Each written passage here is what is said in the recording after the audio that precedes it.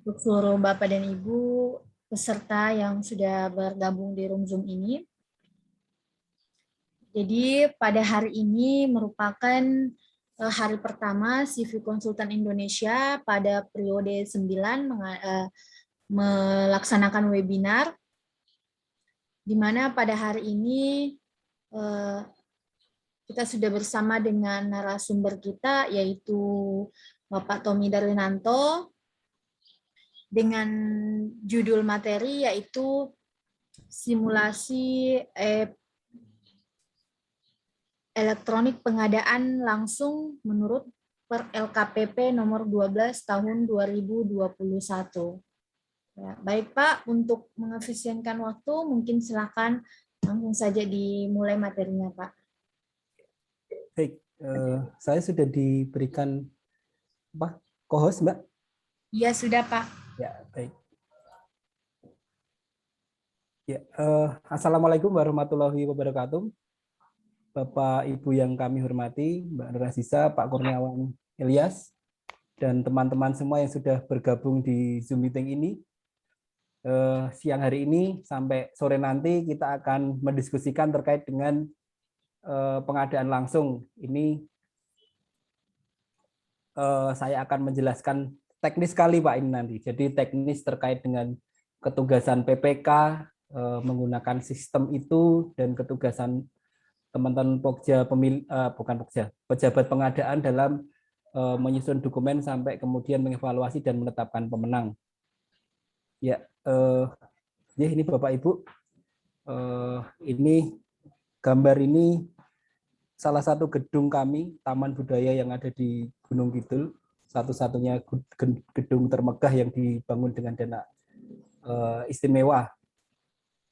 Ya, jadi Bapak Ibu saya perkenalkan diri dulu, nama saya Tommy Darwinanto. Saat ini saya menjadi pejabat fungsional pengelola pengadaan barang jasa muda di bagian layanan pengadaan Sekretariat Daerah Kabupaten Gunung Kidul.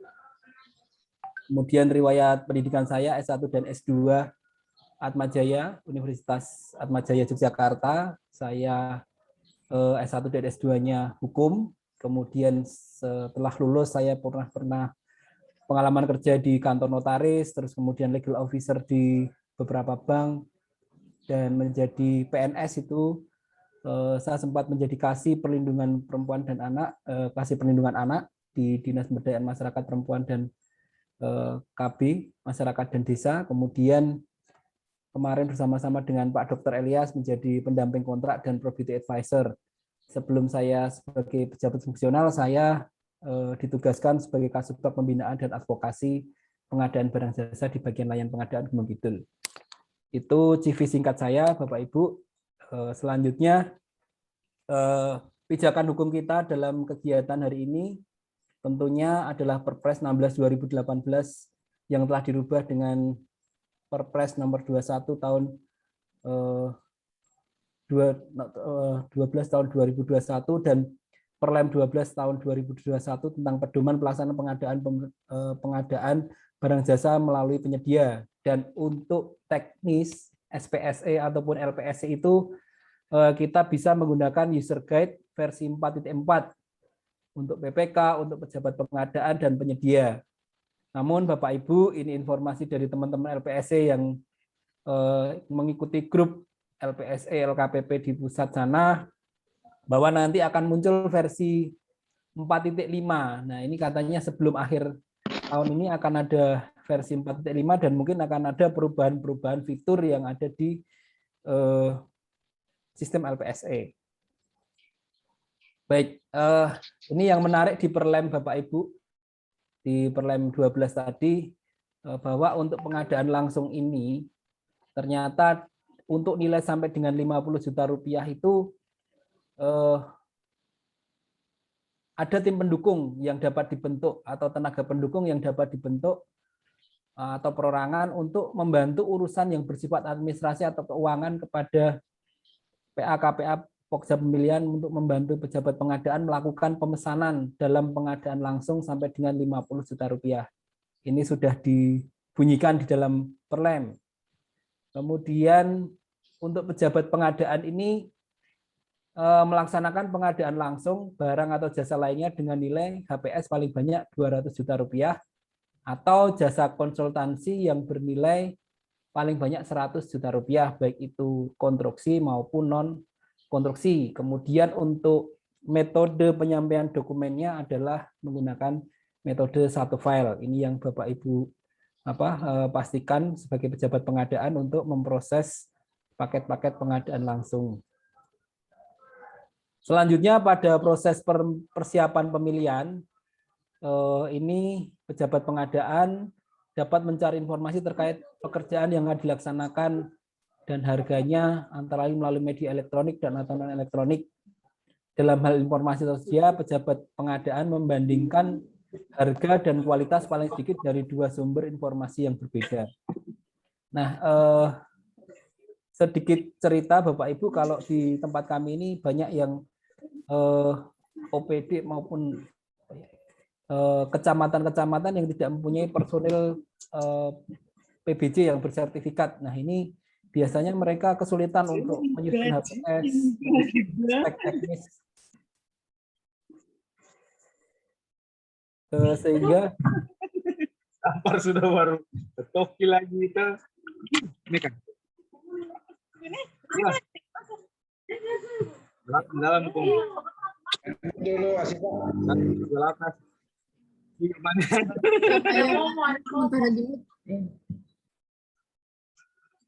Dikit saja. Ya, Silakan. saya lanjutkan ya. Tadi ada gangguan. Ya, sebelumnya ya. Jadi saya ceritakan kalau di kami itu kadang-kadang kelurahan, kecamatan yang ada di kami itu tidak mempunyai pejabat yang punya sertifikat PBJ, sehingga harus minta tolong ke kami fungsional itu untuk bisa membantu PPK dalam menyusun dokumen persiapan pengadaan. Ini juga harus disiapkan mulai dari spesifikasi teknis atau KAK kalau untuk konsultan, kemudian HPS dan rancangan kontrak. Ini teman-teman fungsional PBJ dapat membantu PPK yang ada di OPD, dan ini kami sudah melakukan itu untuk membantu dalam penyusunan proses-proses maupun hanya untuk paket pengadaan langsung. Nah, untuk kontraknya, dokumen kontraknya untuk pengadaan langsung itu baik untuk barang atau jasa lainnya atau jasa konsultansi menggunakan surat perintah kerja. Nah, kemudian untuk isi dokumen pemilihan pengadaan langsung, ini ada mulai dari undangan sampai ke rancangan kontrak, ini hampir sama dengan tender. Nah, Bapak Ibu di Perlem 12/2021 untuk pengadaan langsung barang jasanya ada 4 jenis, ada yang MDP pemilihan pengadaan langsung pengadaan barang sendiri, kemudian jasa lainnya, jasa konsultasi badan usaha, kemudian pengadaan jasa konsultansi perorangan. Sedangkan kalau di barang ini sudah ada atau jasa lainnya ini mau penyediaannya perorangan ataupun badan usaha. Kemudian untuk pengadaan langsung konstruksi di dalam Perlem itu juga ada 4 model. Ini ada konsultansi konstruksi perorangan, kemudian konstruksi badan usaha, jasa konsultasi konstruksi badan usaha, kemudian metode model dokumen pemilihan pengadaan langsung pekerjaan konstruksi perorangan dan pekerjaan konstruksi badan usaha. Nah, ini saya buat tabelnya untuk pelaksanaan pemilihan ini. PL atau pengadaan langsung dengan bukti pembelian sampai dengan 50 juta ini hanya cukup bukti pembelian atau kwitansi, tidak perlu SPK. Dan ini bisa diproses oleh pejabat pengadaan atau tim pendukung atau tenaga pendukung atau personil pendukung yang sudah ditunjuk oleh PAKPA atau PPK. Kemudian untuk pengadaan langsung jasa konsultansi non konstruksi maupun konstruksi itu sampai dengan nilai 100 juta rupiah, itu nanti menggunakan SPK bukti kontraknya. Sama juga untuk barang, ini bedanya barang itu yang 50 juta sampai dengan 200 juta itu menggunakan SPK, barang, jasa lainnya, dan konstruksi. Dan untuk pelakunya ya pejabat pengadaan tadi. Nah, untuk tahapan pengadaan langsung, ini saya singkat alurnya seperti ini Bapak Ibu. Pejabat pengadaan mengundang satu calon penyedia, di situ juga sudah tadi dibuat dokumennya, kemudian undangan, kemudian melalui sistem LPSE, spek teknis, gambar, rancangan kontrak, HPS, itu juga sudah ada disusun oleh teman-teman PPK dan pejabat pengadaan tadi. Kemudian melalui sistem juga calon penyedia menyampaikan penawaran, baik itu administrasi, teknis, harga, dan kualifikasi.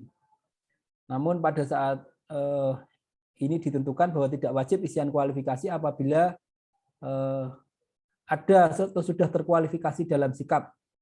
Nah, ini nanti kemudian langkah berikutnya PP membuka dan mengevaluasi penawaran, pejabat pengadaan mengevaluasi penawaran. Kemudian klarifikasi dan negosiasi teknis dan harga, lalu membuat berita acara hasil pemilihan, dan sekarang pejabat pengadaan melaporkan kepada PPK dan ditembuskan kepada Kepala UKPBJ. Nah, mari Bapak Ibu kita bersama-sama membuka terkait dengan gimana sih teman-teman PPK dalam membuat paket di LPSE. Ini kita menggunakan akunnya PPK.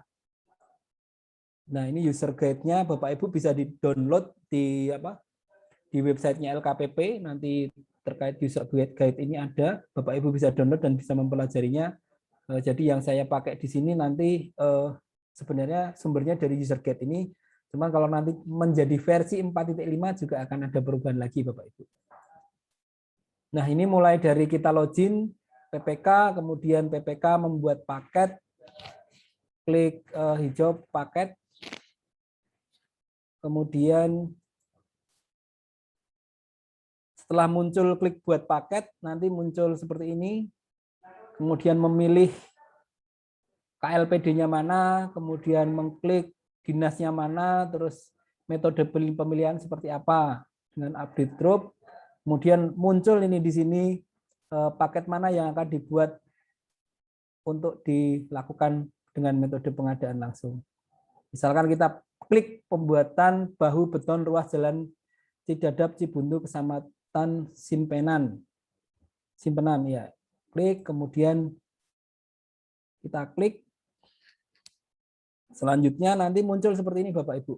Informasi rencana pengadaan, kita cek grupnya, anggaran pagunya, kemudian pekerjaannya apa, kode anggarannya kita isi dan kita buat paket. Ini sudah otomatis ini. Kita buat paket, klik buat paket. Selanjutnya muncul apakah benar ini paket Anda. Kalau benar, klik OK. Selanjutnya akan muncul seperti ini Bapak Ibu. Jadi ada data paket, ini ada dokumen persiapan. Nah, di kolom data paket ini, Bapak Ibu PPK itu mengisi HPS, nilai HPS ini, diklik rincian HPS-nya. Kemudian setelah diklik rincian HPS-nya, nanti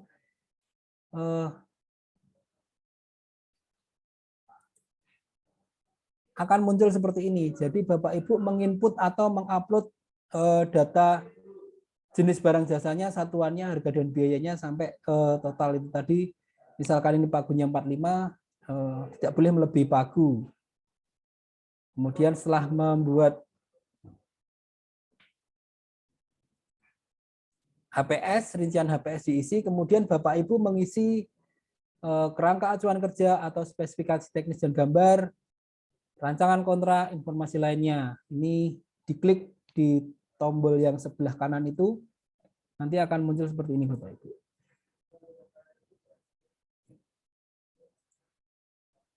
Nah, ini akan muncul dialog seperti ini. Kemudian nanti Bapak Ibu klik upload, pilih filenya. Kemudian kalau filenya sudah berhasil dipilih, nanti muncul di sini spesifikasi teknis atau KAK yang tadi diupload. Misalkan Bapak Ibu akan mengganti, tinggal ini diklik tempat sampah ini, kemudian upload lagi apa yang dokumen yang akan diperbaharui. Dokumennya bisa berbentuk file doc, DOCX, Excel, dan JPEG, PDF, PNG, dan ZIP ini, atau RAR.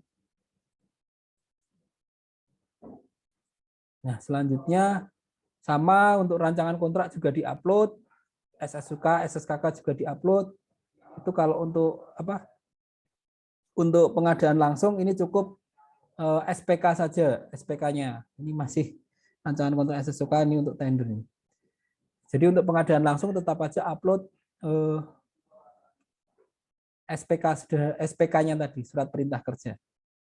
Kalau untuk rancangan kontrak atau SSKK ini hanya untuk teman-teman yang ada di Papua, yang untuk pengadaan langsung yang nilainya ditentukan berbeda. Nah, kemudian untuk informasi lainnya misalkan ada, silakan diupload juga. Nah, kemudian setelah Bapak Ibu melakukan upload, nanti ada tanda centang ini, semua diupload, kemudian rincian HPS yang sudah terisi nanti juga sudah angka rincian HPS sudah muncul. Selanjutnya Bapak Ibu memilih pejabat pengadaannya. Nah, ini kalau versi latihan ini saya memilih pejabatnya PP5 ya. Saya pilih PP5, klik. Kemudian ini sudah muncul PP5, kalau misalkan mau ganti pejabat pengadaan lainnya ya ganti lagi siapa. Kemudian jenis kontraknya dipilih, kemudian nanti simpan dan membuat paket. Itu untuk langkah-langkah yang dibuat oleh PPK.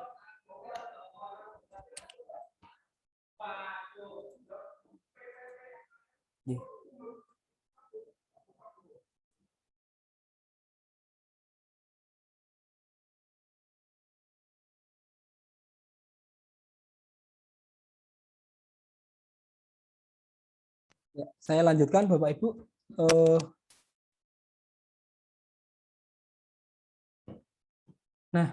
Tadi saya sampaikan sudah memilih ini ya, harga satuannya atau lump sum atau gabungan atau kontrak payung. Nah, ini juga dipilih, terus muncul, kemudian simpan, membuat paket, dan kembali ke sebelumnya.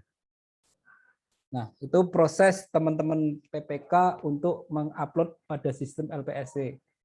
Kemudian ini di akunnya pejabat pengadaan yang memproses pengadaan langsungnya tadi. Jadi yang harus disusun oleh teman-teman pejabat pengadaan adalah MDP atau dokumen pengadaan sesuai dengan perlem tadi, disesuaikan dengan apa jenis pekerjaannya. Nah, untuk menu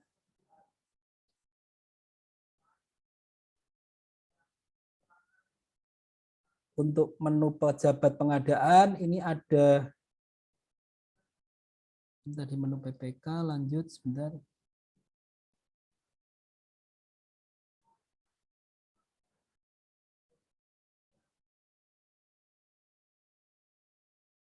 Nah, ini kalau muncul di menunya pejabat pengadaan, kita akan memilih paketnya apa yang akan kita pilih.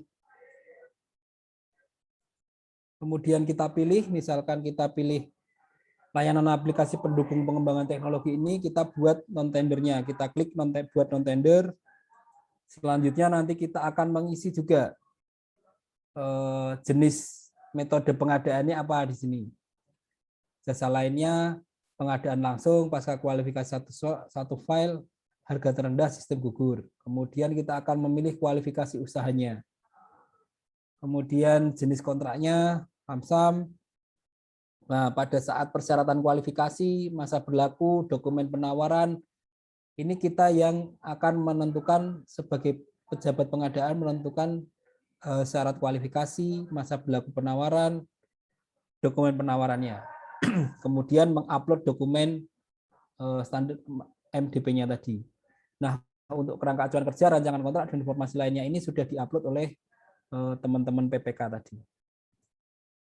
Nah, kemudian teman pejabat pengadaan ini harus membuat jadwalnya, mulai dari upload dokumen penawarannya kapan, pembukaan dokumen kapan, kemudian evaluasi penawarannya berapa lama, berapa hari, kemudian jadwal klarifikasi teknis dan negosiasi, kemudian jadwal penandatanganan kontrak. Nah, untuk persyaratan kualifikasi administrasi, teman-teman pejabat pengadaan juga akan menentukan mengklik atau menambah syarat, itu dipersilahkan kalau misalkan itu memang di sini di dalam LPS ini masih ada kekurangan yang perlu dicantumkan untuk syarat administrasi atau legalitas. Selanjutnya persyaratan kualifikasi apabila diperlukan ini juga bisa diisi. Terus mengisi masa berlaku penawarannya, jangan lupa berapa lama waktu masa berlakunya penawaran. Ini mulai sejak diupload sampai dengan nanti proses kontrak itu diperhitungkan berapa lama penawaran itu berlaku. Terus untuk persyaratan dokumen teknis apa saja yang akan dibutuhkan, apakah spesifikasi teknis dan identitas perlu, jadwal penyerahan, bagian pekerjaan yang subkontrakkan, brosur, gambar, dan lain-lain. Ini apabila ada yang perlu ditambahkan syarat, tinggal klik tambah syarat saja. Kemudian ini kita cek apakah PPK tadi sudah mengupload dokumennya, kerangka acuan kerjanya sudah betul atau belum. Ini kita cek lagi sudah diupload. Kalau sudah, nanti kita tinggal lihat saja. Terus setelah semua dokumen sudah siap, sudah diisi di dalam dokumen pemilihan ini, kita pilih menu upload. Setelah menu upload nanti akan muncul, sebelum menu upload kita akan memilih dulu penyedianya, pilih penyedianya. Nah, setelah menu pilih penyedia nanti kita akan memilih penyedia berdasarkan penyedia mana saja yang atau satu penyedia tadi yang kita anggap mampu, kita cari, kita cek lokasi kabupatennya atau kemudian kotanya, kemudian kalau ada NPWP-nya kita isikan, kita cari penyedia, kemudian akan muncul nama-nama penyedia tadi dan kita pilih satu penyedia tadi. Tinggal klik dipilih ini tadi yang di kotak ini. Lanjut, kemudian simpan, terus kita ngupload dokumen MDP pengadaan langsungnya tadi.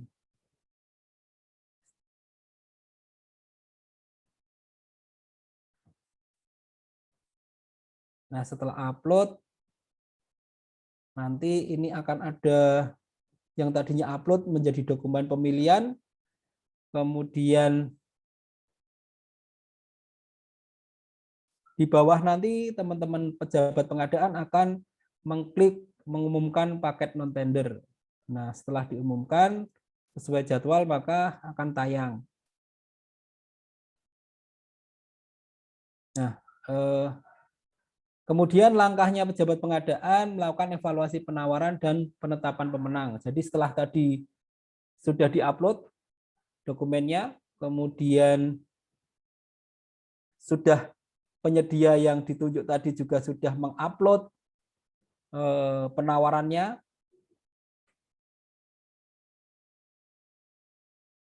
lalu kita akan melangkah pada evaluasi penawaran dan penetapan pemenang.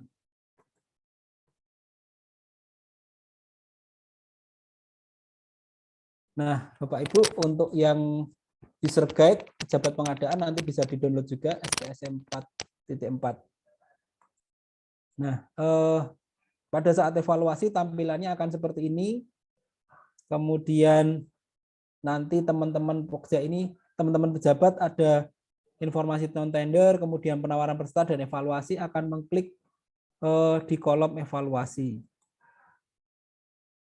Pada kolom evaluasi nanti kita akan melihat, kalau di sini di penawaran peserta nanti kita akan melihat dokumen kualifikasi, kemudian surat penawarannya, administrasi dan teknisnya, kemudian harga itu kita download di penawaran peserta. Nah, ini kalau identitas peserta kita bisa melihat sama seperti waktu di tender, isinya kualifikasi perusahaan. Kemudian rincian penawaran ini ada penawaran harga, dan kalau surat penawarannya akan seperti ini Bapak Ibu.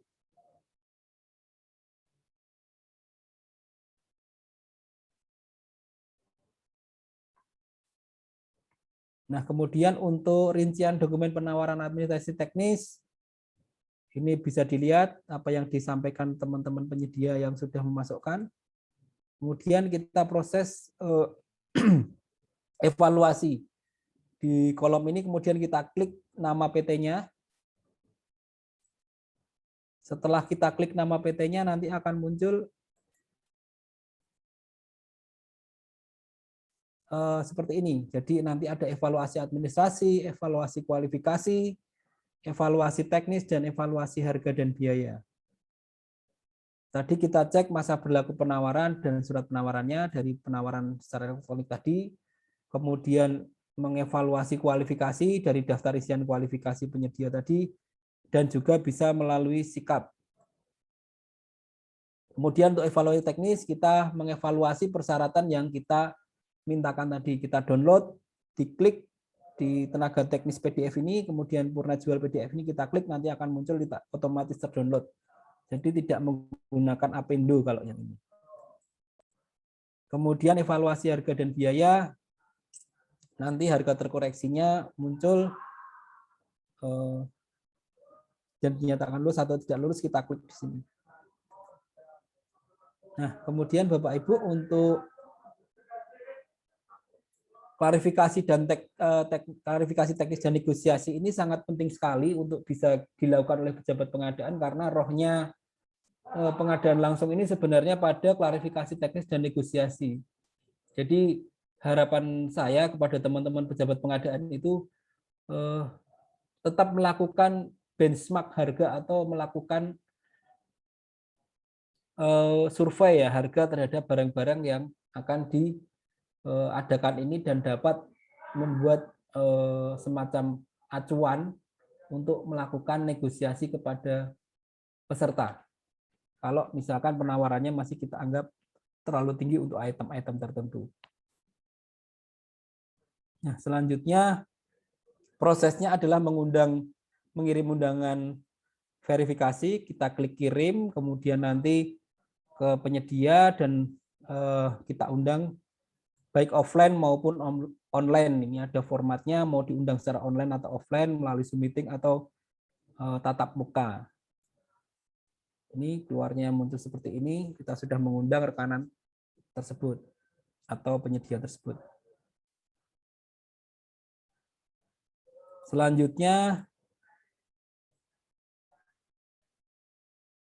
ini juga kita melakukan konfirmasi untuk kita konfirmasi, terus kemudian verifikasi ini akan mengarah pada sikap LKPP.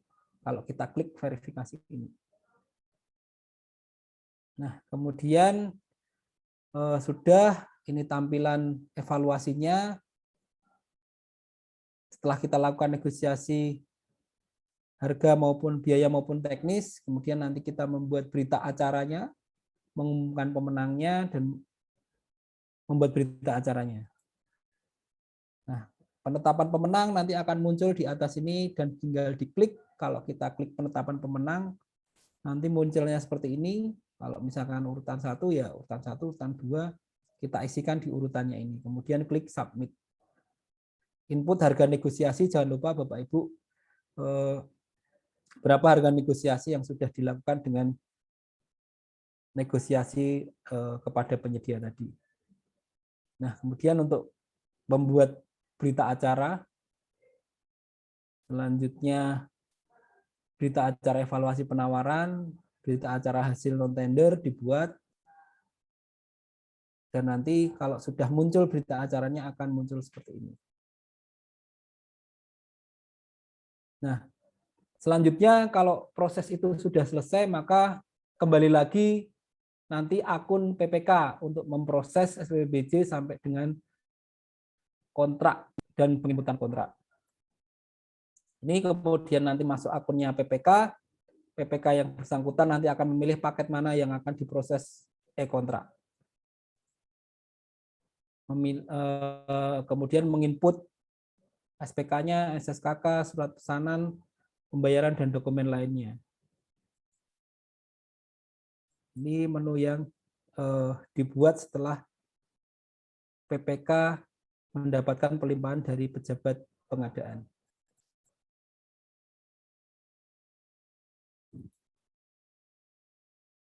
Ya, seperti ini. Kemudian ini kalau dokumen yang online itu ternyata belum cukupi, bisa menggunakan dokumen yang disesuaikan.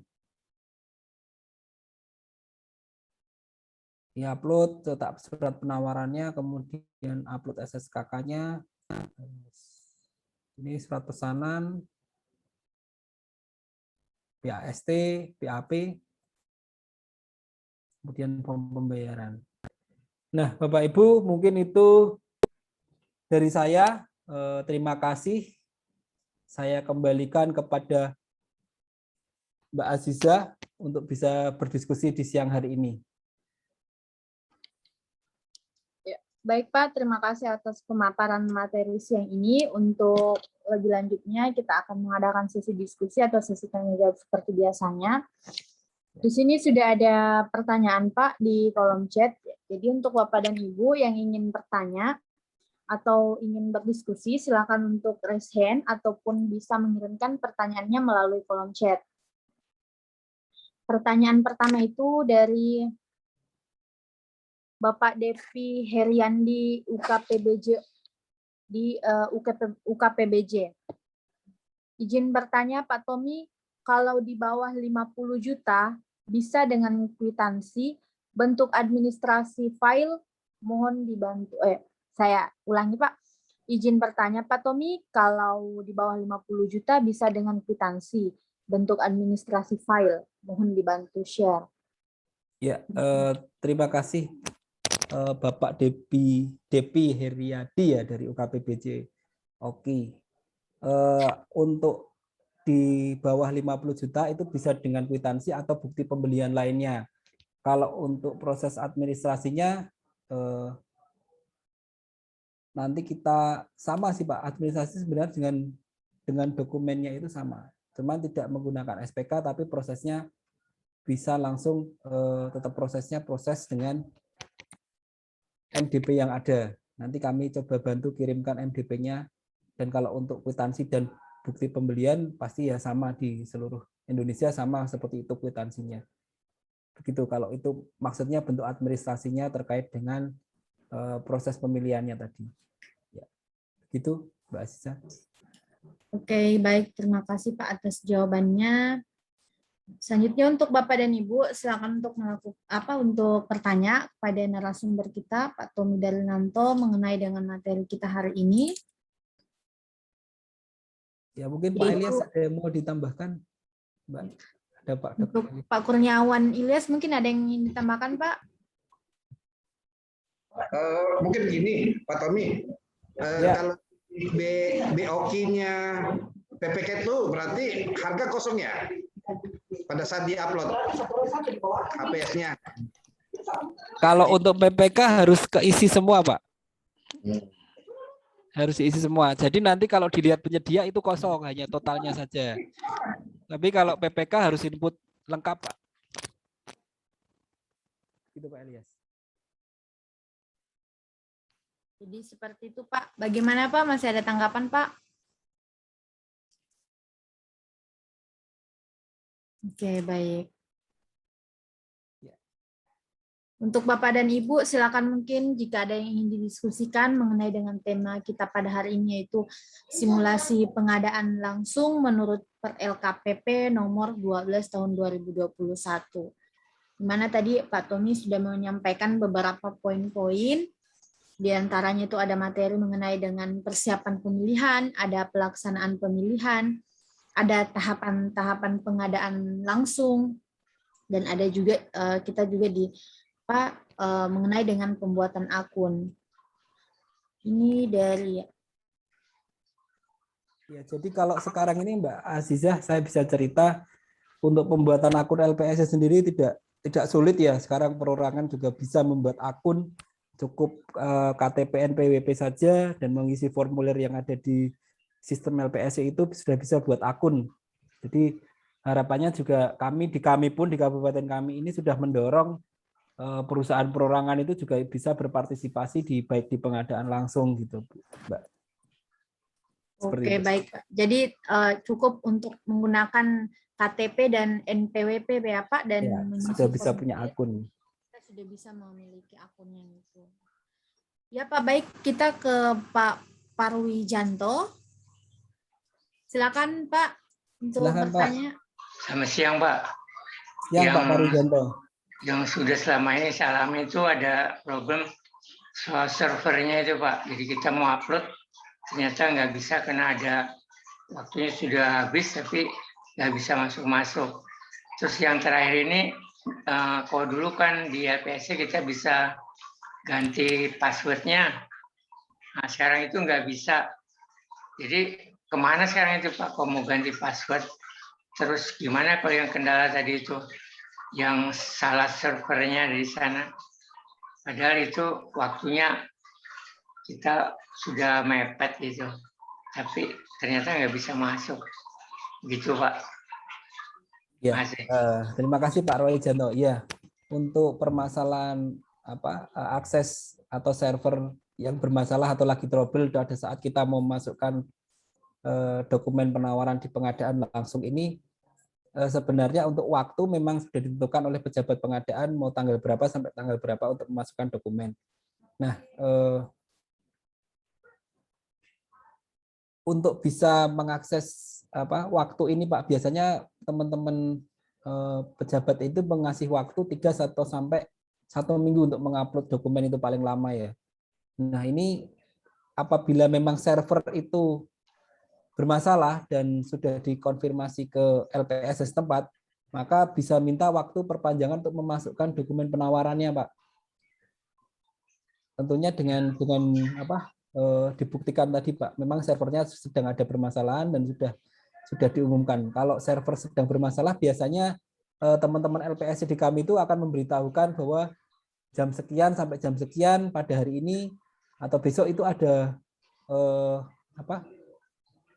ada permasalahan di server, sehingga teman-teman pejabat pengadaan atau pokja pemilihan akhirnya juga akan mengalokasikan waktu kalau sampai ada pemberitahuan itu dan dilakukan perubahan waktu. Nah, kemudian itu yang untuk menyikapi waktu nggih Pak Parwijanto ya. Kalau yang tadi pertanyaan keduanya bisa diulangi Pak Parwijanto untuk pertanyaan kedua ini tadi belum. Jadi kalau dulu kita masuk ke LPSE, oh iya, bisa ini ya. Perubahan password ya, Pak. Iya, ganti password, Pak. Perubahan password itu teman-teman penyedia bisa Pak melakukan perubahan password sendiri, Pak. Ada menunya di perubah password, Pak. Justru ini sesudah Pak akhir ini nggak bisa. Waktu saya tanyain ke LPSC-nya, ya. Emang nggak bisa sekarang, mesti kayak PJK, tapi PJK yang mana nggak jelas gitu Pak. Dan soal tadi yang terlambat itu kok kita datangin ke sana kan kita juga nggak bisa, ternyata nggak bisa menghubungi via telepon atau WA. Cuma ada yang kebetulan tahu bocoran, dia datang ke sana, dia upload di sana di LPSE gitu Pak. Ya. Yang sudah pernah terjadi. Jadi kalau untuk perubahan password itu Bapak Ibu, seperti yang kami sampaikan, itu kami bisa membantu di LPSE, misalkan Bapak Ibu di pribadi tidak bisa merubah, datang saja ke LPSE-nya langsung Pak. Kalau kami juga melayani seperti ini, kita bimbing prosesnya untuk merubah password itu seperti apa. Tapi sebenarnya perubahan password ini bisa dilakukan Pak. Sangat bisa dilakukan untuk merubah password secara mandiri, itu sebenarnya sudah bisa dilakukan. Nah, justru sekarang itu Pak, dulu kan saya juga suka merubah. Ya. Terakhir ini saya mau merubah lagi karena sudah, tapi tanya sampai lama, jawabannya memang di LPSC sekarang nggak bisa merubah password, katanya harus ke PJK atau gimana. Jadi kalau dulu enggak, tapi sekarang persoalan baru itu nggak bisa langsung di websitenya LPSC Pak. Kan saya udah melakukan beberapa kali, tapi terakhir itu keterangannya katanya sudah nggak bisa di LPSC lagi. Nah, jelasnya tuh ke LPJK yang mana memasukkan mengganti password, dia nggak bisa menjelaskan Pak. Jadi kalau LPSE berbeda Pak dengan LPJK ya Pak ya. Jadi kalau Itu dia jawabnya gitu.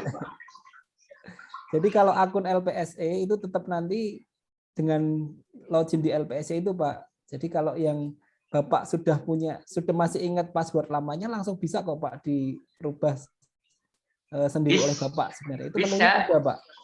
Udah itu Iya. saya udah lakukan. Coba dia bilang menu maksudnya forget password gitu ya. Tetap juga nggak bisa merubah Pak. Jadi kalau saya sudah rubah baru tetap aja yang berlaku yang lama. Tapi memang saya udah nanya sendiri. Tapi saya nggak tahu LPS yang lain. Tapi Ya, jawaban terakhir udah berapa hari tuh, dia ngasih tahu kalau di LPS sekarang tidak bisa merubah password gitu. Dia kasih tahu gitu Pak. ya. Sebelumnya sih kan saya juga suka merubah. Tapi sudah saya nyoba berkali-kali, dua minggu yang lalu ya, tetap nggak bisa. Jawabannya begitu Pak. Jadi yang benarnya gimana? Ya, LPS-nya nggak benar apa? benar LPJK-nya itu, nggak Pak. kasih tahu. Kalau untuk akun LPS sendiri, Bapak kan nanti masuk di akun LPS Bapak itu langsung aja Pak. Nanti ada menu di LPS itu. Nah ini seperti saya share ini Pak. Ini nanti Bapak masuk di loginnya LPS-nya Bapak mendaftar, ya kan? Terus login, terus nanti ada di sini menu ganti password Pak. Bapak bisa langsung merubah password, ganti password di sini Justru sendiri. itu Pak, sekarang nggak bisa. Dulu kan saya udah melakukan bisa. Ya. Tapi justru yang sekarang ini nggak bisa. Menurut penjelasan dia dari LPS saya hubungin, dia bilang memang sekarang tidak bisa mengganti password di websitenya LPS. Dia bilang gitu Pak. Dulu kan saya sudah ngerubah, udah biasa, udah tahu gitu lah. Tapi kok Saya kurang berkali-kali tahu Pak di LPS saja sana apa sedang perubahan dari 42, 43 ke 44 atau bagaimana, atau akan ada kendala itu kami juga kurang tahu, atau ada bug di situ. Tapi kalau di tempat kami masih bisa penyedia itu merubah passwordnya Pak melalui LPS kalau di LPS kami. Di soal ini aneh juga jadi nggak bisa itu. Yang penting Bapak masih bisa login kan Pak? Gitu aja. Bisa tapi masih pakai yang lama. Ya. Kan bagusnya katanya kita harus Rubah berkala. Iya. Begitu mau melakukan yang berkala malah nggak bisa. Ya. Emang mungkin itu sedang ada mungkin ya Pak sedang ada perubahan sistem gitu kan, mau upgrade dari 43 ke 44 mungkin LPS-nya, sehingga ada menu-menu yang sebenarnya bisa diakses tapi menjadi tidak bisa diakses. Ada bug-bug di situ Pak, atau ada gangguan di situ. Mungkin seperti itu, tapi dicoba aja terus Pak. Karena ini kan bisa melakukan perubahan secara mandiri. Kalau tadi saya screenshot, saya screen tadi kan di menu ganti password itu bisa langsung Bapak Ibu merubah password Bapak Ibu. Gitu Pak Farul. Itu yang aneh itu justru itu. Apa semua LPS sepertinya nggak sama juga Pak. Ya, kalau di tempat kami masih bisa Pak. Tapi kan merubahnya itu harus di tempat yang kita daftar. Iya betul, iya betul Pak. Sudah sama nggak bisa, ya oke lah. Oke, baik. Tetap nggak jelas. Ya Pak, terima kasih Pak Parwijanto. Terima kasih Pak. Selanjutnya Pak, kita langsung ke Pak Alex Irawan. Silakan Pak Alex untuk bertanya.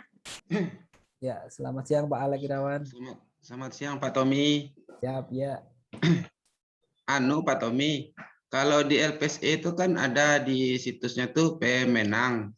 Sudah tuh ada lagi sebelahnya pemenang berkontrak. Ya. Saya tuh udah teken kontrak sekitar sebulan yang lewat, tapi kok pemenang berkontrak kok belum muncul-muncul di LPSE itu. Oh, gitu. Itu aja Pak Tommy. Ya, Bapak bisa komunikasi lagi Pak dengan PPK-nya atau yang diberikan kewenangan oleh PPK untuk memproses di sistem itu tadi. Jadi PPK harus mengupload kontraknya Pak. Oh gitu, berarti ya, harus membuat SPPBJ. SPPBJ-nya sudah berarti kan Pak? Udah. Jadi proses SPPBJ itu harus diupload kembali Pak. Itu nanti muncul gitu. pemenang berkontrak gitu Pak setelah itu. Oh gitu, berarti PPK-nya belum mengupload ya Pak? Ya, PPK-nya belum mengupload proses SPPBJ ini, kemudian upload kontraknya itu belum dilakukan oleh teman-teman PPK, berarti itu Pak. Kemungkinan seperti itu. Kemungkinan besarnya seperti itu. Nambah satu lagi Pak Tommy. Ya. Kalau tadi kan ke LPSE itu kan kalau tenaga ahli perorangan bisa mendaftarkan diri, membuat akun sendiri. Ya. Kalau dia terdaftar sebagai tenaga tetap dalam perusahaan, bisa juga dia ikut dalam tenaga ahli perorangan. Kalau dia punya akun perorangan ya tetap bisa Pak. Tapi kan tadi melihat lagi apakah sesuai yang dipersyaratkan untuk misalkan persyaratannya untuk perorangan itu apa gitu kan di situ Pak nanti. Misalkan harus memiliki SKT yang ditentukan gitu kan, atau SKA yang ditentukan gitu kan. SKA-nya dengan nomor berapa misalkan seperti itu. Jadi bisa Pak dengan membuat akun punya KTP NPWP itu sudah, kalau untuk konsultan itu biasanya ditambah tanda daftar usaha perorangan apa ya kalau nggak salah seperti itu. Ada itu Pak. Kalau untuk ikut enggak anu aja Pak ya, enggak SKA aja Pak ya. Kalau untuk buat akunnya cukup KTP sama NPWP saja Pak. Tapi kalau untuk nanti berkontrak atau untuk ikut pengadaan langsung mungkin ada persyaratan tambahan yang itu tadi Pak. Oh gitu. Terima kasih Pak Tommy. Ya, sama-sama Pak. Sama-sama Pak Alex Irawan. Selanjutnya Pak, kita ke pertanyaan Pak Erwin Mutakin. Izin bertanya, berapa jumlah maksimal paket pengawasan dan perencanaan yang ditangani oleh tenaga ahli untuk konsultan pengawasan dan perencanaan? Kalau untuk konsultan perencana maupun pengawas itu tidak ada SKP-nya, Mbak. Jadi tidak ada batasannya harus SKP sama dengan 5, itu tidak ada. Jadi untuk pekerjaan konsultan tidak ada. Tapi untuk pekerjaan konstruksi itu ada SKP, termasuk misalkan ditunjuk atau pengadaan langsung ini tadi sudah punya 5 paket, ya SKP-nya 5 kalau untuk pekerjaan konstruksi. Tapi kalau untuk konsultan pengawas dan perencana tidak ada. Oke, baik Pak, terima kasih. Kita ke pertanyaan Ibu Mia Arti Melani.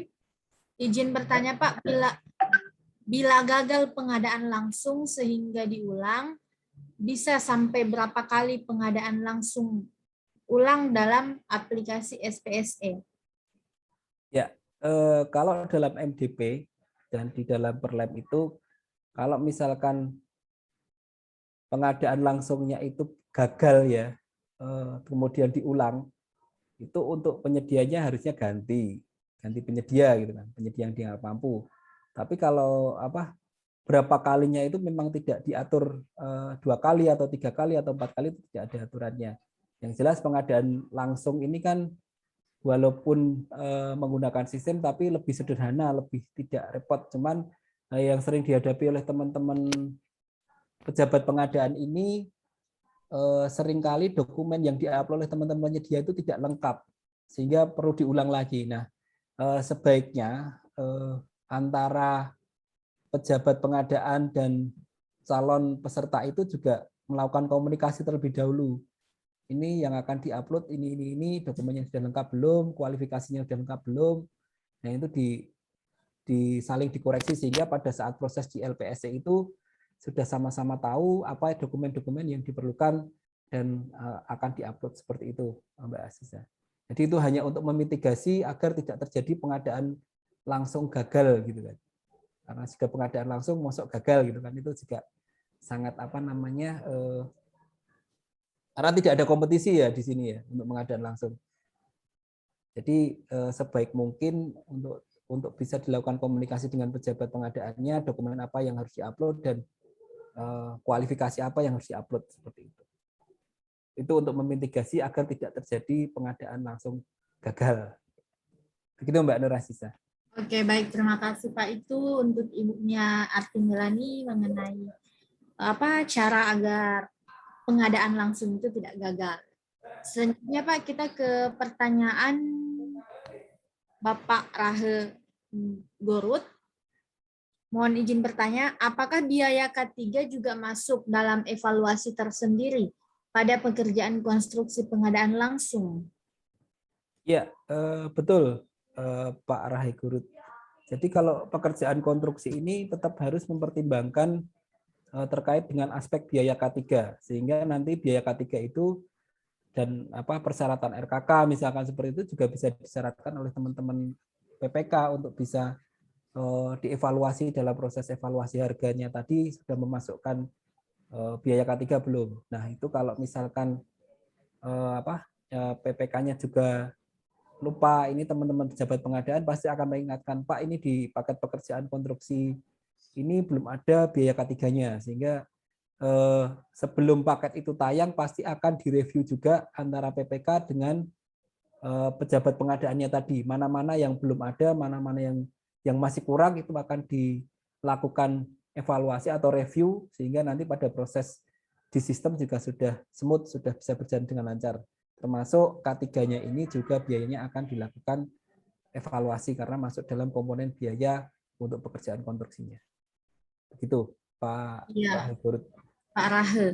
Pak Rahe, ya. Itu Pak Rahe mengenai dengan betul apa yang dikatakan Pak Rahe bahwa biaya K3 juga masuk dalam evaluasi tersendiri pada pekerjaan konstruksi pengadaan langsung. Mohon maaf sebelumnya Pak, suara saya kedengaran apa bisa didengar Pak? Kedengaran. Di sini lagi ini Pak, hujan deras. Oh, hujan deras ya. Selanjutnya Pak, kita dari Bapak atau Ibu ini berasal dari Sulawesi Selatan. Ya. Pertanyaan mendasar Pak Tommy. Kami mau ikut sebagai peserta tender, prosesnya bagaimana? Kelengkapan administrasi apa saja yang harus dilengkapi dan bagaimana untuk mendapatkan user ID dan login? Itu pertanyaan pertama, Pak. Pertanyaan kedua, ya. Apakah tender PL tetap dilakukan prakualifikasi ya? Bagaimana kalau peserta yang ikut hanya 1 atau 2 peserta saja? Adakah aturan yang dimaksud? Terima kasih. Ya, untuk yang pertama Pak, untuk proses tender tentunya Bapak harus punya akun dulu nih di LPSE. Kalau Bapak sebagai perorangan tadi saya sampaikan persyaratan untuk punya akun untuk perorangan itu cukup NPWP dan KTP. Tapi kalau Bapak Ibu ini badan usaha, CV, PT, atau yang lainnya, itu Bapak harus menyampaikan akte pendirian, kemudian KTP direktur, NPWP perusahaan. Nanti juga ada form yang harus dilengkapi yang digunakan untuk pendaftaran ke memiliki akun LPSE tadi. Nah, kemudian itu baru untuk memperoleh akun ya Pak ya. Tetapi kalau untuk proses tendernya nanti tergantung kelengkapan administrasi apa saja yang akan disyaratkan pada tender yang bersangkutan. Misalkan sekarang ada di LPSE itu ada tender pekerjaan jalan dan di situ mensyaratkan kelengkapan administrasi atau legalitas SBU, SI 1003 misalkan untuk pekerjaan jalan. Nah, itu yang menjadi syarat itu harus Bapak penuhi. Kemudian izin usaha, jasa konstruksi, kemudian nanti NIB dan lain sebagainya itu harus sudah ada karena masing-masing paket tender ini akan spesifikasi atau syarat yang ditentukan untuk legalitas pun bisa berbeda juga. Nah, ini juga Bapak Ibu yang harus pahami kalau ingin mengikuti tender tertentu, pahami juga syarat-syarat itu apakah dimiliki oleh perusahaan Bapak Ibu. Kemudian untuk yang proses pengadaan langsung, itu untuk pengadaan langsung itu metodenya satu file. Nanti ini pasca kualifikasi Pak, tidak prakualifikasi, untuk konsultan juga pasca kualifikasi, sehingga nanti satu sekalian untuk memeriksanya jadi satu evaluasinya, jadi tidak prakualifikasi terlebih dahulu. Dan ini pesertanya satu peserta yang dianggap mampu oleh pejabat pengadaan tadi itu. Jadi tidak ada kompetisi di sini untuk pengadaan langsung. Itu ada regulasinya di Perlem 12 tahun 2021. Begitu Mbak Derasisa untuk pertanyaan dari Pak siapa ya tadi, Sulawesi Selatan ini. Dari Bapak ya yang berasal dari Sulawesi Selatan, kurang lebih seperti itu ya Pak, bahwa untuk menjadi untuk mengikuti tender kita terlebih dahulu untuk melengkapi persyaratannya, diantaranya itu memiliki KTP dan NPWP dan surat-surat lainnya. Selanjutnya Pak, dari Bapak Ivan Fadli. Pertanyaan dari Bapak Ivan Fadli, apabila penyedia gagal memasukkan penawaran pada pengadaan langsung, apa boleh penyedia tersebut diundang lagi untuk paket pekerjaan yang sama? Ya, pada prinsipnya kalau gagal memasukkan penawaran berarti kan ada proses sistem yang mungkin berpengaruh ya, misalkan jaringan atau servernya sedang bermasalah tadi, kemudian diundang kembali nggak masalah itu. Tapi kalau sudah dievaluasi dan gagal, itu kami merekomendasikan kepada teman-teman pejabat pengadaan, ya sebelum nanti proses di sistemnya itu gagal, sebaiknya diperiksa dulu lebih awal apakah penyedia ini benar-benar mampu atau tidak, Bapak Ibu, seperti itu. Jadi legalitasnya diperiksa, kemudian nanti penawarannya juga kita periksa dulu dan baru proses ke online-nya. Agar pengadaan langsung ini bisa smooth, tidak gagal dan tidak ulang lagi seperti itu. Karena ini kalau pengadaan langsung ini kan non kompetisi ya Bapak Ibu. Itu rohnya kan non kompetisi. Jadi justifikasi pejabat pengadaan bahwa penyedia ini mampu berdasarkan track record ya yang bersangkutan, profil, company profil dan lain sebagainya. Itu untuk Pak Ivan Fadli. Tapi kalau untuk karena misalkan tadi yang disampaikan ada server yang sedang bermasalah, itu kan menyebabkan teman-teman penyedia tidak bisa memasukkan penawaran pengadaan langsung tadi, ya diundur aja pemasukan dokumennya, nanti memasukkan lagi, tidak perlu digagalkan tapi diundur masa pemasukan dokumen penawarannya. Tentunya ada alasan dan justifikasi sehingga pejabat pengadaan itu memundurkan jadwal. Begitu. Oke, baik Pak. Terima kasih Pak. Selanjutnya Pak, kita ke pertanyaan Bapak Erwin Mutakin. Izin bertanya, apakah proses pemilihan pengadaan langsung untuk konstruksi itu wajib melalui offline? Kalau offline, apakah tidak menabrak regulasi? Ya, kalau untuk proses pengadaan langsung, ini yang menggunakan kontraktual atau SPK, kami di pemerintah kami itu sudah kami terapkan untuk dilakukan secara online, secara LPSC tadi. Kalau itu pun offline, itu nanti tidak dengan metode pengadaan langsung yang di LPSC, tapi bisa dengan metode pencatatan. Nah, sehingga regulasinya kalau di saat ini semua proses pengadaan harus melalui sistem aplikasi SPSC tadi. Seperti itu Pak Erwin Mutakin. Ya baik, terima kasih Pak. Itu untuk Pak Erwin. Selanjutnya Pak, pertanyaan dari Bapak Alex Irawan. Apakah untuk tenaga ahli perorangan tidak melakukan lewat LPSE untuk tenaga ahli perorangan langsung manual untuk menjadi tenaga ahli itu menyalahi aturan? Nah, maksudnya langsung berkontrak dengan PPK tanpa lewat LPSE. Dan satu lagi katanya Pak, pertanyaan kedua, untuk pembayaran gaji tenaga ahli apakah lewat rekening atau tunai atau langsung? Sebaiknya Pak mohon arahannya katanya. Ini ada dua pertanyaan Pak. Ya, kalau untuk tenaga ahli perorangan kami kemarin juga prosesnya melalui LPSC Pak. Jadi karena nilainya juga hampir lebih dari waktu itu sekitar 30-an juta itu tetap kami lakukan melalui proses secara LPSC. Tapi kalaupun itu mau dilakukan manual berarti nanti tetap dilakukan metode pencatatan oleh PPK terkait dengan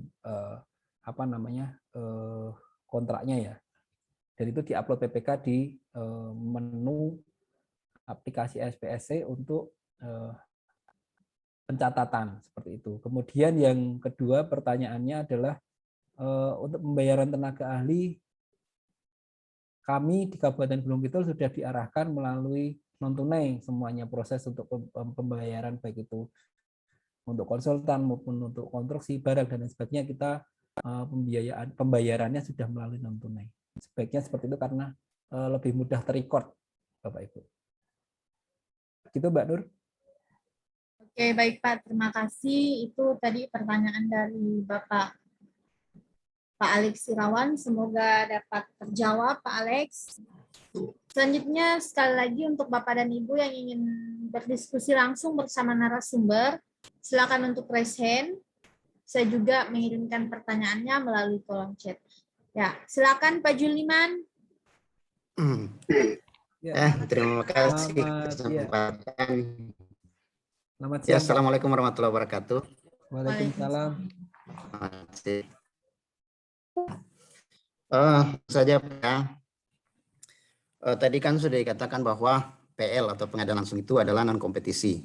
Dengan tentu mengundang calon penyedia yang kita rasa atau kita pandang mampu untuk melaksanakan tugas itu. Kemudian Pak, proses pengadaan langsung kan di proses pemilihan penyedia untuk pengadaan langsung kan dilakukan oleh pejabat pengadaan. Yeah. Tentu dilakukan setelah ada perintah dari PPK yang berisi seluruh dokumen persiapannya. Tentu pastinya sudah ada HPS-nya. Kalau konstruksi pastinya sudah ada gambarnya. Yeah. Kemudian juga sudah ada rancangan SPK-nya. Nah, kemudian barangkali Pak untuk meminimalisir adanya gagal tender atau adanya nanti menghindari adanya penolakan, penolakan katakanlah calon penyedia untuk berkontrak oleh PPK, maka mungkin yang lebih baik itu adalah bahwa ketika PPK menyampaikan dokumen persiapan untuk pengadaan langsung, sekaligus juga sudah ada mungkin surat perintahnya untuk melakukan proses itu, maka sebaiknya juga PPK juga sudah paling tidak karena PPK yang akan menerbitkan SPK, paling tidak dia juga sudah katakanlah ya berkoordinasi atau mengkomunikasikan atau bahkan bisa sampai ke mengajukan calon penyedia yang akan diundang. Nah, oleh karena masalahnya bahwa sehubungan dengan kinerja penyedia kan mungkin dari sisi PPK yang barangkali yang punya apa istilahnya bahan data atau informasi yang lebih valid ya, bahwa penyedia itu sudah pernah bekerja di instansinya dan apa istilahnya CV-nya ya, dan listnya baik, sehingga kalau kita ada pejabat pengadaan justru kita minta PPK untuk ya sekalian saja sebut misalnya badan usaha mana yang akan kita undang, karena ini kan pastinya karena non kompetisi. Itu juga tujuannya adalah untuk menghindari jangan sampai calon penyedia yang telah ditolak oleh pengadaan nanti ditolak oleh PPK ya kalau tidak ada kondisi. Jadi kalau sebaiknya mungkin itu sudah ditentukan oleh PPK siapanya yang akan diundang oleh pejabat pengadaan. Mungkin tanggapannya Pak, itu aja sementara. Ya. Terima kasih Pak Juliman Bale. Sehat-sehat selalu Pak. Ya, Alhamdulillah sehat Pak. Menarik Pak. Jadi gini Pak, kewenangan untuk memutuskan siapa penyedia yang akan diundang itu memang di pejabat pengadaan. Tetapi pejabat pengadaan itu kan juga harus melakukan komunikasi untuk kemudian menilai mana-mana pelaku usaha yang akan diundang dalam pengadaan langsung ini. Jadi referensi pejabat pengadaan itu bisa dari PPK, bisa dari mana-mana. Yang penting nanti itu bisa dipertanggungjawabkan gitu secara kualitas dan punya track record atau pengalaman yang baik. Itu betul, saya sepakat dengan Pak Sulaiman. Analoginya seperti ini Bapak. Misalkan kita mau membangun rumah gitu kan, rumah kita sendiri ya. Kita menggunakan tukang yang sudah kita kenal atau tukang yang belum kita kenal, Pak? Kenal dong, pastinya. Ya, pasti yang kita kenal ya, kita kenal dan kita tahu pekerjaannya bagus dan kita akan gunakan beliau terus itu ya. Ya. Nah, sama Pak, seperti itu. Kemudian di di proses pengadaan langsung pun teman-teman pejabat pengadaan ini walaupun disodori oleh teman-teman PPK penyedianya ini, pengennya ini, ternyata pada saat proses tadi diketahui bahwa ini ternyata SBU-nya mati, udah nggak bisa, ya harus dengan penyedia yang lain gitu. Jadi komunikasi yang baik karena PPK dan pejabat pengadaan ini adalah mitra ya Pak, bukan bekerja masing-masing, tetapi ini sebagai mitra juga, maka harus memposisikan mitra gitu kan. Kita kalau misalkan yang disodorkan ini ternyata secara kualifikasi tidak lolos, ya pejabat pengadaan akan menyampaikan ini tidak bisa ditetapkan sebagai peserta yang diundang karena dokumennya tidak lengkap, dokumennya ada yang keliru, ada yang salah kualifikasinya yang belum diperpanjang misalkan itu, maka pejabat pengadaan harus berani menyampaikan itu kepada PPK tanpa mengurangi rasa hormat. Ini penyedia ini belum bisa untuk ditetapkan sebagai calon yang akan diundang untuk paket pekerjaan ini. Seperti itu Pak.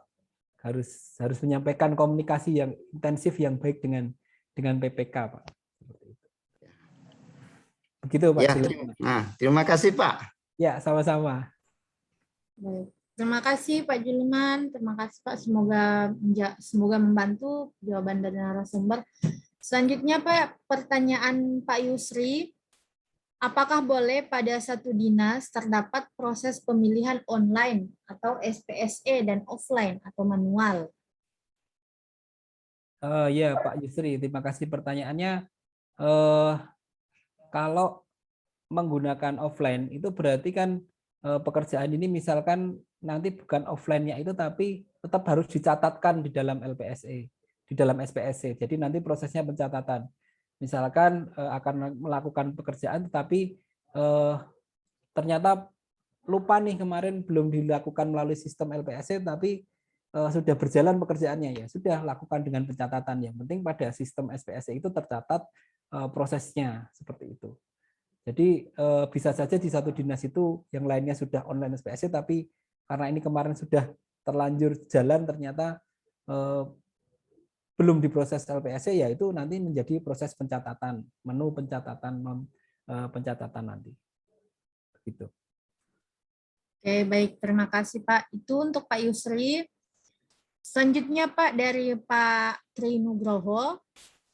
Bila terdapat perbedaan nilai penawaran yang tercantum pada sistem dengan surat penawaran penyedia yang terupload, manakah yang harus dijadikan dasar penawaran penyedia?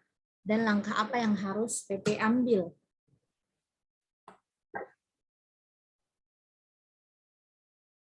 Ya, tentunya ini nanti kalau misalkan ada perbedaan, kita cek kembali apakah ada permasalahan di dalam HPS atau BQ yang diupload tadi, Pak.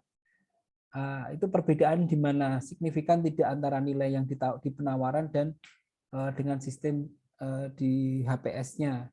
Kalau di penawaran ini tadi saya sampaikan di materi saya, contohnya penawaran.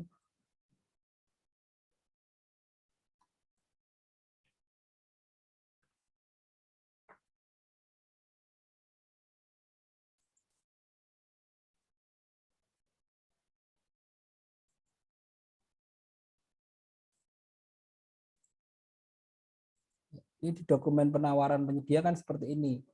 Jadi nilai nominal ini pasti akan ketarik dari sistem inputan yang ada di dalam HPS atau BQ-nya PPK, Pak. Kemudian penawaran berlaku berapa hari ini juga akan diinput oleh teman-teman penyedia sesuai dengan yang tercantum pada dokumen yang disusun oleh teman-teman pejabat pengadaan.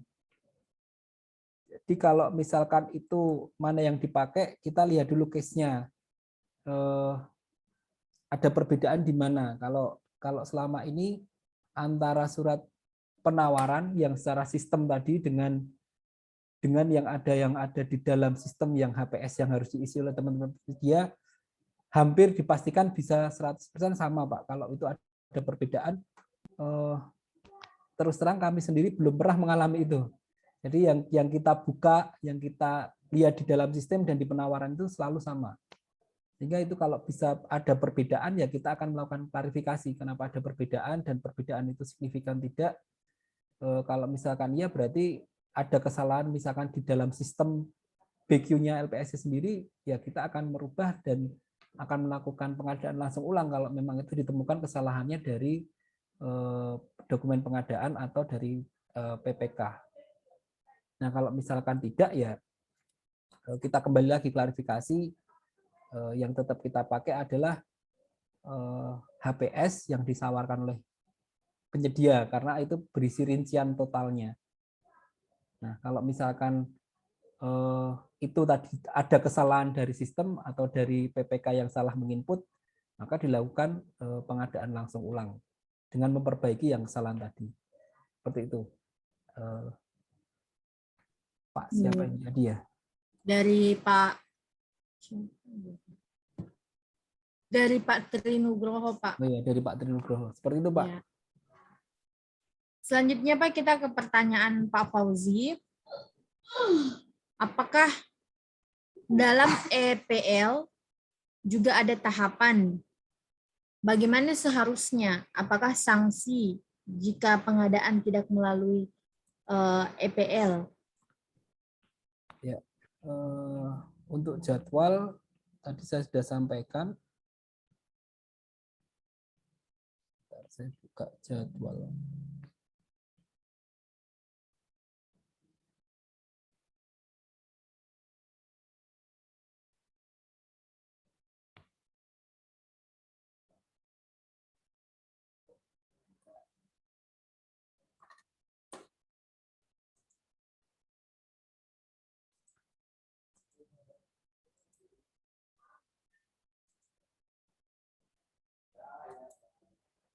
Ya, ini Bapak Ibu untuk jadwal yang diupload adalah jadwal upload dokumen, kemudian pembukaan penawaran, evaluasi penawaran, klasifikasi teknis dan negosiasi, penandatanganan kontrak. Jadi tidak ada tahapan unwishing atau penjelasan dokumen. Kemudian apakah sanksi jika pengadaan tidak melalui EPL?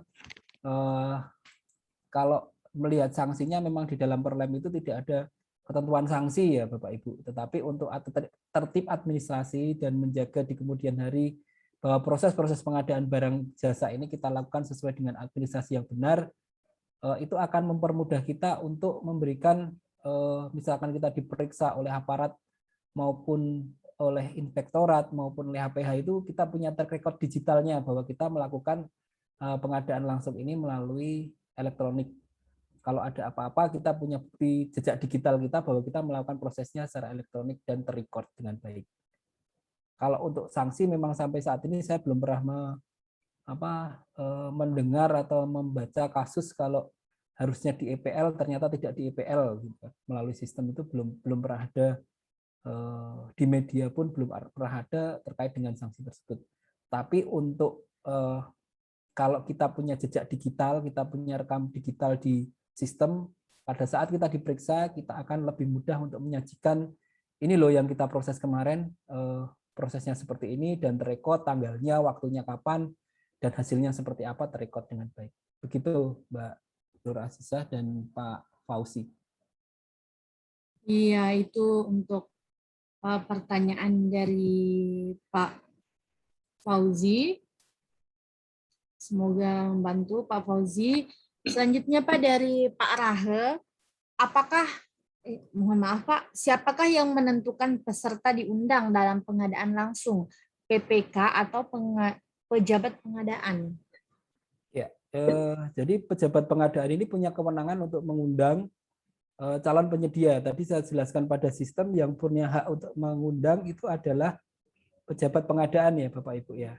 Jadi pada sistem tadi yang saya uraikan, saya jelaskan pada saat menyusun dokumen, kemudian mengupload itu menjadi paket pengadaan langsung, itu pejabat pengadaan sudah memasukkannya nama penyedianya. Tentunya siapa penyedia yang dianggap mampu itu pejabat pengadaan bisa meminta referensi dari PPK, punya referensi lain, dan secara kualifikasi juga sudah memenuhi dan punya pengalaman track record yang baik, itu bisa ditunjuk sesuai justifikasi yang diberikan oleh PPK dan syarat-syarat itu masuk gitu.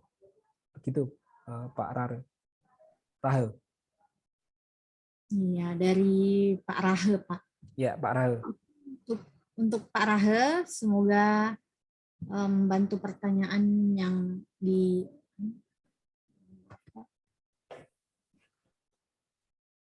Oke.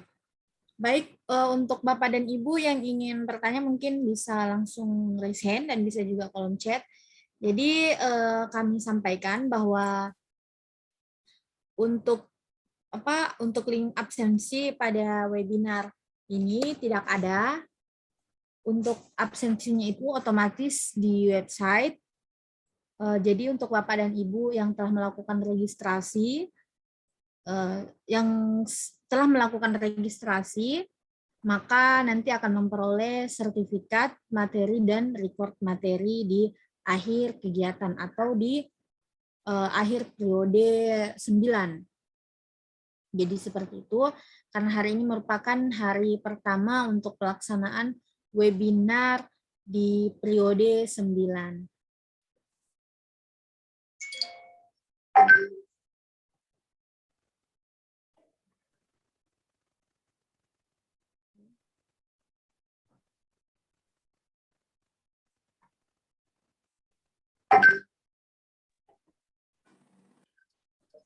Pak Ngatman? Ya, Mbak, izin Mbak. Pak. Mana Pak Tommy? Siang Pak Ngatman. Ya, silakan Pak, mungkin ada yang ingin dikomunikasikan. Ada yang mau di-sharingkan Pak mungkin Pak? Iya. Pengalaman Pak Ngatman. Iya, terkait KSU sekarang nih Pak. Jadi KSU, gini. Oh iya. Nah, jadi kalau saya lihat sekarang bahwa KSU itu pengalaman lokal itu saya lihat tidak dianukan lagi Pak ya, tidak dinilai. Artinya ketika waktu itu kan ketika ber-KSU perusahaan luar ke lokal harus membawa perusahaan lokal, artinya pengalaman sejenis di lokasi kabupaten, kota atau provinsi. Nah, untuk saat ini saya lihat tidak ada lagi penilaian itu ya. Iya, pengalaman yang artinya kita perusahaan itu membawa perusahaan lokal untuk ber-KSU. Nah, ini kan menjadi dilema artinya, dan juga kita berkompetisinya juga saya lihat bahwa pengalaman itu siapa yang terbanyak sekarang itulah yang nilainya akan masuk shortlist 7 yang diundang gitu Pak. Kadang ada nilainya 100 tapi dia tidak masuk dalam shortlist. Nah, itu berarti kan kekalahan kita kan di pengalaman. Nah, kalau itu berlarut Pak, artinya sampai kapan artinya yang pengalaman perusahaan yang tidak mumpuni, artinya kan bahwa akhirnya mana perusahaan yang terlalu banyak pengalaman itulah terus yang akan dapat pekerjaan Pak. Dan KSU pun artinya tidak juga akan diikuti oleh perusahaan lokal.